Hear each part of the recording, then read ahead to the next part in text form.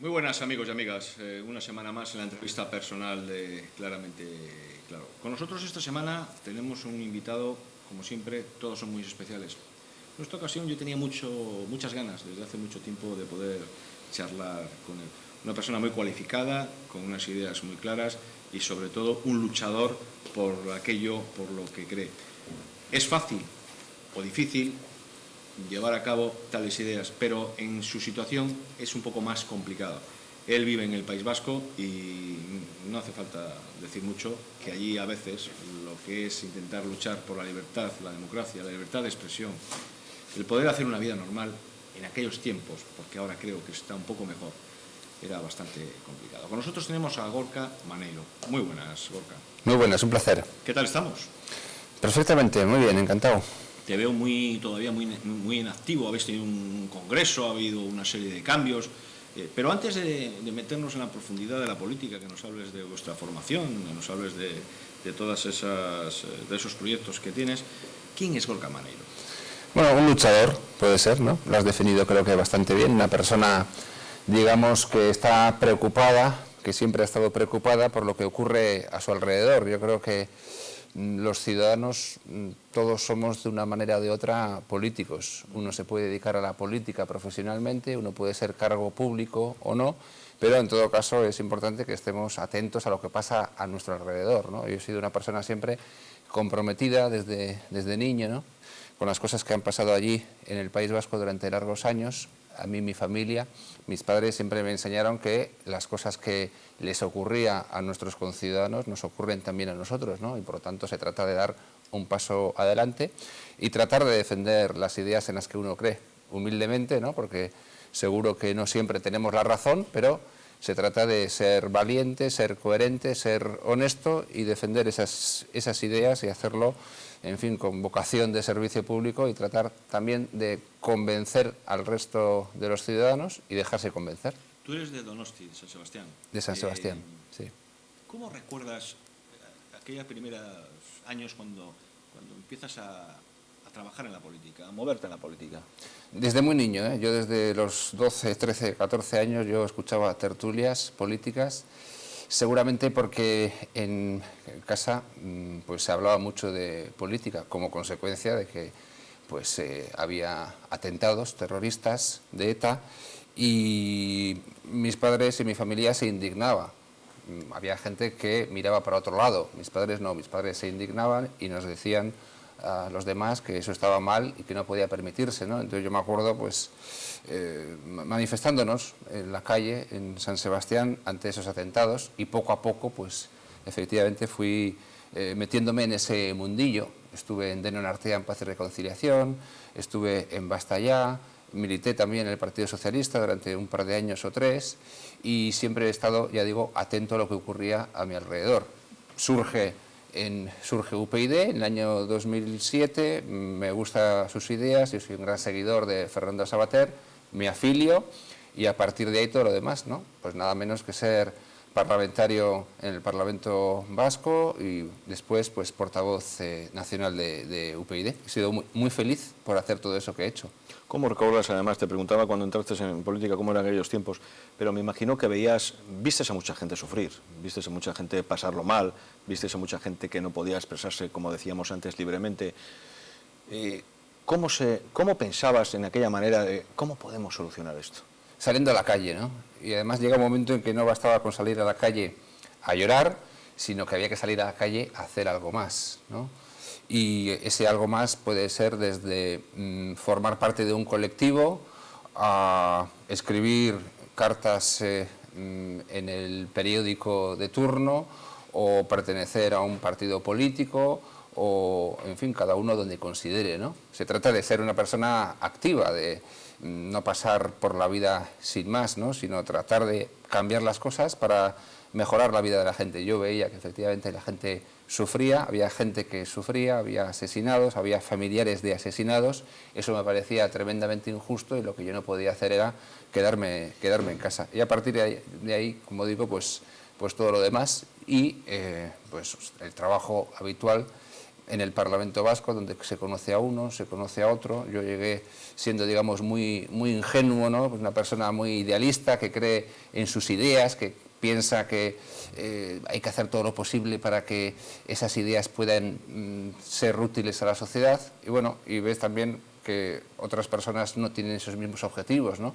Pero bueno, yo siempre he sido una persona coherente, honesta, y lo sigo siendo y lo seguiré siendo, ¿no? ¿Entras en el Parlamento Vasco? ¿Qué año era, más o menos? En el año 2009. 2009. Y en el Parlamento Vasco, ¿cómo están las cosas ahora en el Parlamento Vasco? Bueno, yo creo que ahora están las cosas bastante más tranquilas, puesto que UPyD no está y no estoy yo, ¿no? Con lo cual es posible que el Lehendakari esté más tranquilo de lo que estaba cuando estábamos nosotros y planteábamos temas que nunca nadie había planteado y que ahora ya no se plantean, ¿no? Pero bueno, yo he disfrutado mucho, ha habido muchos debates muy interesantes, ¿no? Durante la primera legislatura no estaba representada eso que se llama la izquierda abertzale, es decir, los servicios auxiliares de ETA, ahora sí está. Yo he tenido la suerte de poder estar en el Parlamento Vasco para salir allí a la tribuna y decir lo que consideraba necesario sin cortarme nunca, ¿no? Siempre con educación y con respeto, pero intentando llamar a las cosas por su nombre. Y me consta que así me recuerdan, ¿no? Eso es una característica también de la gente de UPyD, gente honesta que va allí y dice las cosas como son, ¿no? Y eso es lo que yo he hecho, y gracias a eso también pues la gente me lo valora, ¿eh? Mucha gente de otros partidos políticos me lo han dicho. Muy buen trabajo, Gorka, habéis hecho un gran trabajo, enhorabuena. Y bueno, pues me han dado la razón. Muchas veces votaban en contra de nuestras iniciativas en el Pleno, pero luego en la cafetería venían de mí y me decían, pues la verdad es que tenías razón en lo que has planteado, pero comprenderás que nosotros no podíamos votar a favor de eso. Pero bien, yo he disfrutado. Entras de diputado. ¿Alguna vez miraste para atrás? ¿Miraste debajo del coche? Bueno, yo he llevado escolta desde que fui elegido como candidato por UPyD a comienzos del año 2009, he llevado escolta hasta finales del año 2014. ¿Cómo se vive eso de la escolta? Mal, muy incómodo. Sales a tomarte un vino con los amigos, tienen que ir detrás. Muy incómodo. Tienes que avisar a qué hora vas a salir, tienes que explicar a los escoltas a dónde vas a ir, cuáles son tus planes, y luego tienes comidas, y luego tienes cena, dónde vas a comer, dónde vas a cenar, todo eso, ¿no? Y con las molestias que esto pues incluye para la gente más cercana, para mi mujer o para mi hija en ese momento recién nacida. Pero bueno, no me quejo en el sentido de que sigo vivo, ¿no? Y otros fueron asesinados. Agradecimiento, por supuesto, a los cuerpos y fuerzas de seguridad del Estado, a la Guardia Civil, a la Ertzaintza, por ese trabajo de protección. Sin ellos, pues no estaríamos hoy aquí. Oye, y un españolista vasco como tú, ¿cómo se explica eso allí? Algo complicado sería, ¿no? Bueno, yo, españolista no soy, bueno, yo soy español. Sí, un ciudadano español y un vasco. Hombre, yo creo que allí lo más revolucionario que he podido decir yo, que algunas cosas se las he dicho, es que como ciudadanos españoles y también como cargos públicos, aunque estemos en el Parlamento Vasco, nuestra obligación es defender los intereses generales del conjunto del país, es decir, defender los intereses de España también. Eso allí, en fin, no se entendía, y me consta que en otros parlamentos autonómicos tampoco se entiende. Yo creo que cualquier persona tiene que tratar de defender lo mejor para su país. Si es cargo público, también, aunque estés en un parlamento autonómico, tienes que pensar en el interés general. Y yo lo que hacía era pensar en el bienestar de los ciudadanos vascos, pero también en el bienestar del conjunto de los ciudadanos españoles. Yo creo que esa es una postura progresista, una postura abierta. ¿Cómo lo hacía? Con honestidad. Se me entendía muy claramente, lo entendían bien. Estos últimos días hemos tenido una serie de congresos, por llamarlo así en algunos casos, otros en congresos, Partido Popular, Podemos y Ciudadanos. Ciudadanos ha variado mucho lo que es su ideología desde que comienza a estos tiempos, porque primero se consideraban socialdemócratas, después más de centro, después liberales progresistas. Sí, lo que ha hecho Ciudadanos en este Congreso, cosa que no ha gustado a muchísimos militantes de Ciudadanos, cosa que también me consta, ¿no?, es que abandona alguna de sus señas de identidad, deja de denominarse como partido de centro-izquierda, deja de ser socialdemócrata, abandona el laicismo identitario y abandona también el socialismo democrático. Todo eso estaba dentro de su ideario. Eso lo abandona y ahora lo que decide es pelear en el terreno del Partido Popular, centro, centro-derecha y llamándose liberales, ¿no? Bueno, esa es una decisión que toman. Lo cierto es que ya, si vemos un poco sus hechos, sus actuaciones, ya se habían acercado mucho al Partido Popular y lo que es peor, yo creo, ¿no? Habían abandonado algunos de sus principios. Ya no se oponían tan contundentemente al nacionalismo, ya no criticaban la inmersión lingüística en Cataluña, ya no eran, si es que alguna vez lo fueron, un partido político, digamos, incómodo, ¿no? Que trate de cambiar de verdad las cosas y hagan oposición a los viejos partidos políticos que tantas cosas mal han hecho, ¿no? Lo que hacen es permitir el gobierno del Partido Popular en la Comunidad Autónoma de Madrid y el gobierno socialista en Andalucía, ¿no? Es decir, no cambian casi nada o nada, sino que lo que hacen es dejar las cosas básicamente como están. Como consecuencia de eso, hay mucha gente que se siente huérfana política, como consecuencia de ese movimiento de ciudadanos y como consecuencia de la situación en la que está el Partido Socialista Obrero Español o de lo que es efectivamente Podemos, ¿no? Que en su congreso ha hablado mucho de unidad y de humildad, pero yo creo que ni una cosa ni la otra. Unidad, desde luego, no hay en ese partido y humildad tampoco. Es decir, el panorama está muy revuelto, el panorama político está muy cambiante y creo que van a pasar muchas cosas de aquí a los próximos meses porque el número de huérfanos políticos que hay en España va en aumento. Cada vez hay más gente que no se identifica con ningún partido político, que es crítica con todos los partidos políticos porque piensan que no piensan en el interés general, sino que piensan en sus intereses. Y lo que hace falta es que esta gente, digamos, nos unamos de alguna forma para poder defender estas ideas y sirvan pues para cambiar España y mejorar la vida de la gente. El triunfo de Pablo Iglesias en Vistalegre, ¿le beneficia al PSOE? ¿Le beneficia? Sí, se supone que sí, se supone que sí. Se supone que sí porque digamos que se van al extremo y se supone que el Partido Socialista, puesto que también Ciudadanos se va hacia la derecha, le deja un mayor espacio, ¿no? En lo que se podría llamar el centro-izquierda. El problema es que los partidos de izquierdas que tenemos en España no son partidos de izquierda progresista, sino que son reaccionarios. Y son reaccionarios porque no defienden la igualdad y no defienden la unidad de España. La unidad de España no como un objetivo final, no como un fin en sí mismo, sino como una forma de garantizar mejores servicios públicos para todos y más igualdad. Y ahí el PSOE podemos decir que no está mentalizado, y creo sinceramente y humildemente que no tiene remedio, para poder ser ese partido progresista situado en el centro izquierda, pero que además defienda la igualdad y se enfrente a los nacionalismos, porque los nacionalismos no son ninguna broma, es uno de los problemas más graves que tenemos. El nacionalismo al final lleva al enfrentamiento y lleva a la desigualdad. Por lo tanto, lo que haría falta sería una formación política progresista, pero situada en el centro izquierda y que defienda todas esas cuestiones y además que luche contra la corrupción, que defienda la regeneración de la democracia y que impulse todas las reformas que España necesita. Yo soy partidario de que todos los que pensamos más o menos parecido podamos unirnos de alguna forma para defender esas ideas. ¿Qué va a pasar en el Partido Socialista? Susana, Pedro, Pachi. La pregunta es, ¿ilusiona a alguno de ellos? ¿Ilusiona de verdad a la ciudadanía? A mí, sinceramente, no. No Yo lo escucho a Pachi López, es más de lo mismo, ¿no? Es decir, no muestra ni ofrece nada nuevo. Yo lo he conocido como Lehendakari en el País Vasco y ¿qué hizo? Básicamente nada, ¿no? Se enfrentó al Partido Nacionalista Vasco, dejó todo básicamente como estaba, ¿no? Con lo cual no ilusiona. Pedro Sánchez parece que su época ya pasó, está un poco obsesionado con el tema de Podemos, con situarse a la izquierda, pero no hay reformas ni hay voluntad de cambiar las cosas a fondo. Y en cuanto a Susana Díaz, que supongo que se presentará en breve, pues tampoco digamos que la gestión que ha llevado a cabo el Partido Socialista en Andalucía pueda considerarse un éxito, ¿no? Con más de un 20% de paro o un 45% de paro juvenil. Con lo cual no ilusionan y yo creo que cuando no se ilusiona pues no se tiene éxito, porque en política gana quien más ilusiona. Hábleme del Partido Popular, ¿cómo lo está haciendo? Vive de los errores ajenos, ¿no? Bueno, da la sensación de que estoy yo criticando a todos, ¿no?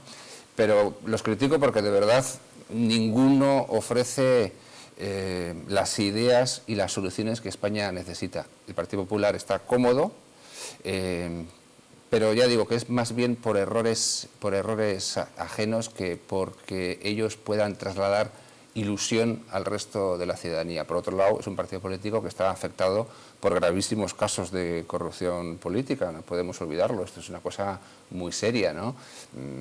Según parece, ¿no?, pues se habría financiado ilegalmente durante bastantes años. Esto es una cosa muy grave.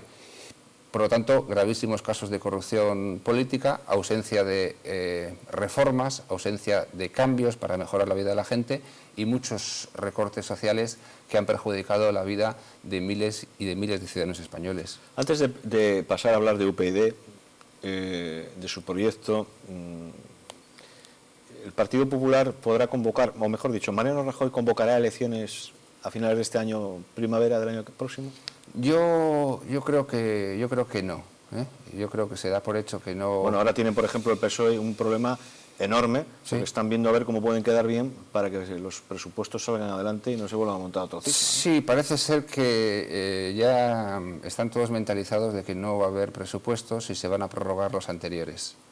Parece que es algo ya que ya se sabe y los partidos políticos lo saben, con lo cual, en fin, en los próximos meses no va a haber convocatoria electoral. Y por otro lado, me da la sensación que el Partido Popular quiere que el PSOE pueda recuperarse.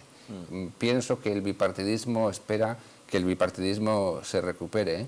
Al fin y al cabo viven de eso, ¿no?, que no cambien demasiado las cosas y que se repartan todo entre ellos dos. Por eso creo que la legislatura va a ser más larga de lo que alguno piensa y va a ser mucho menos fructífera de lo que a muchos nos gustaría.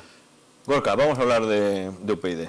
Habéis tenido un congreso hace unas semanas, hace unos días, bueno, donde ha habido una serie de cambios, pero lo que se ha demostrado claramente es la gran fuerza, la gran ilusión que tenéis de seguir adelante y seguir luchando por esas ideas en las que creéis.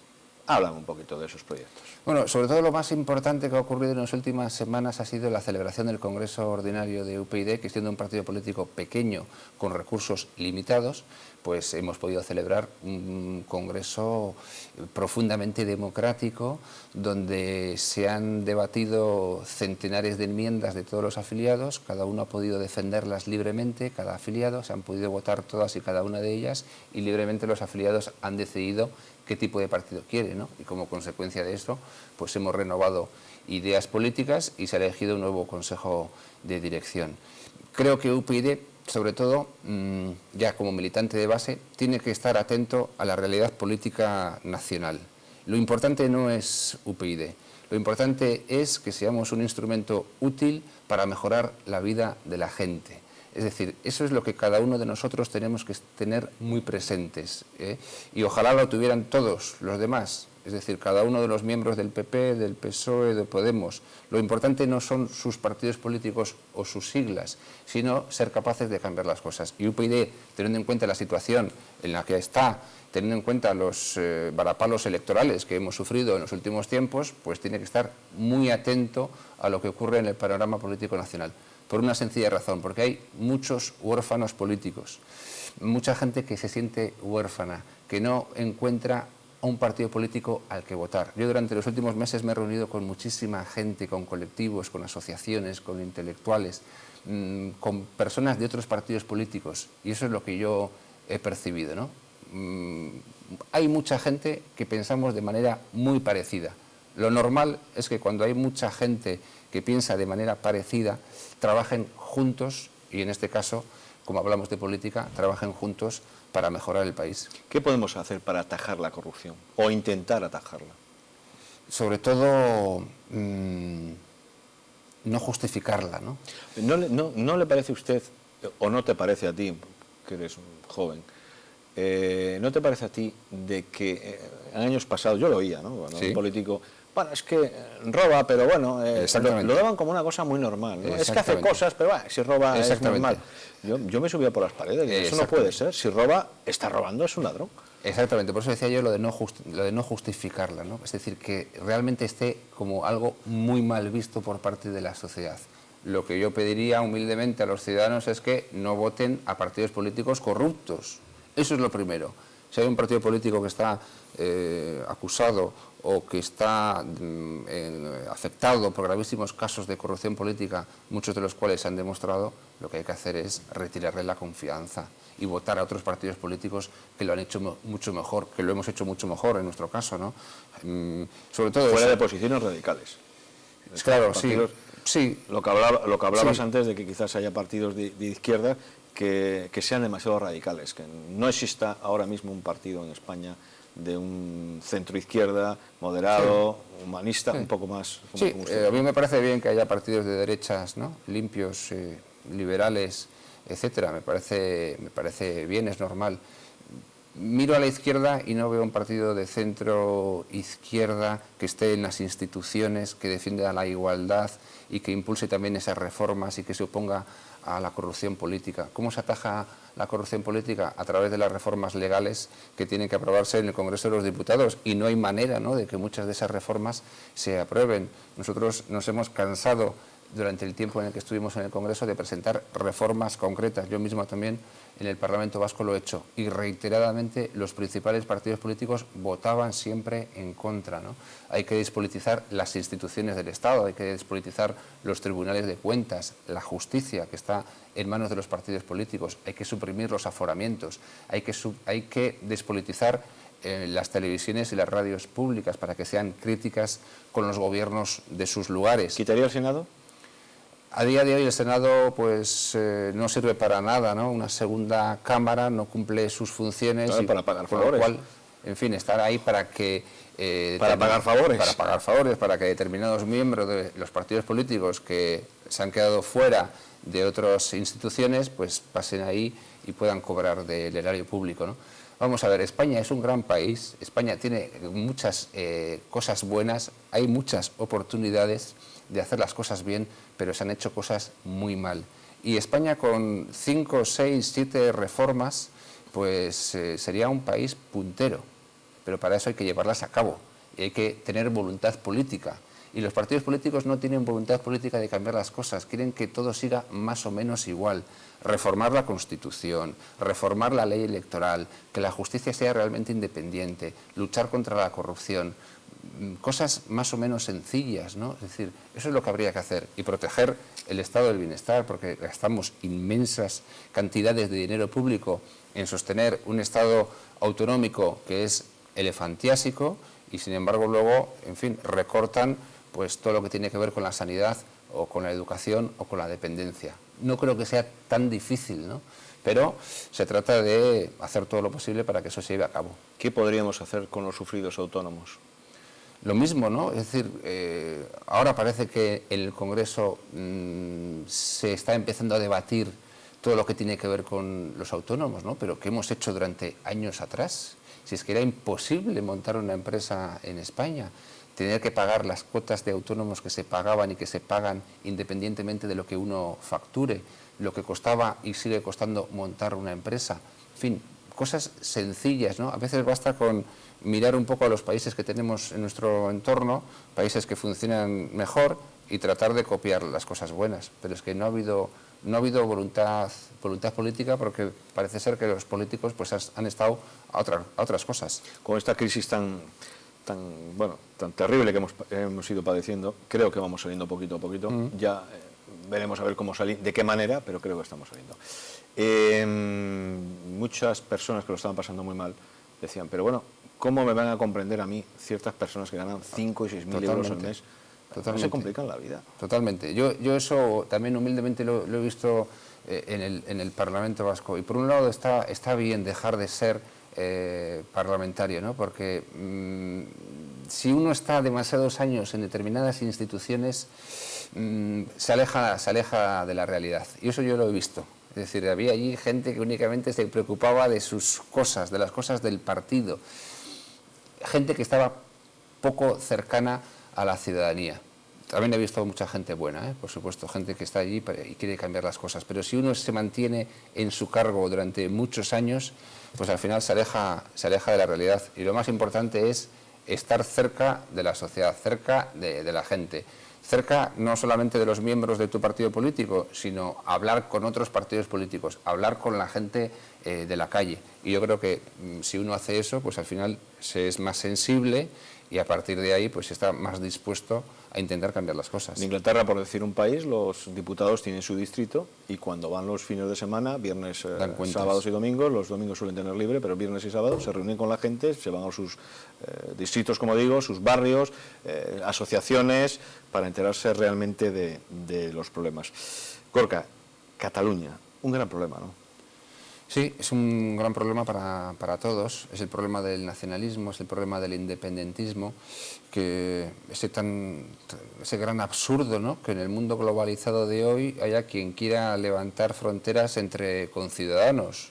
Yo creo que es mejor unir que separar, es mejor derribar fronteras que levantarlas, es mejor vivir juntos que separados, ¿no? No tiene sentido que en el siglo XXI haya quien quiera independizarse del resto de un país. Yo creo que el futuro es una España más unida, más solidaria y más igualitaria, dentro también de una Europa mucho más democrática y mucho más abierta y más unida. Sobre todo, y en este caso concreto, lo que hay que hacer es cumplir la ley, ¿no? Eso es lo primero. Y en Cataluña se ha estado vulnerando la ley durante largos años. Cumplir la ley y defender estas reformas para que España sea un país mejor y más unido. Que los nacionalistas digan lo que consideren y defiendan sus ideas. Nosotros tenemos que defender las nuestras. Y yo humildemente pienso que las ideas de los no nacionalistas son mejores ideas que las ideas nacionalistas. Y a partir de ahí convencer y ganarles en las urnas. No pasar un poco de la defensiva, pasar un poco al ataque. Convencer a la gente de que es mejor votar opciones o partidos políticos que defienden que es mejor unir que separar. Gorka Maneiro, un luchador, militante, con muy buenas ideas de UPyD. Yo te animo a que sigas luchando, necesitamos gente como tú en este país y sobre todo pues con tantas ganas y tanta fuerza para seguir adelante. De hecho, la batalla no ha hecho más que empezar. Bien, muchas gracias, mucha suerte. Muchas gracias. Nos vemos la semana que viene con otra entrevista.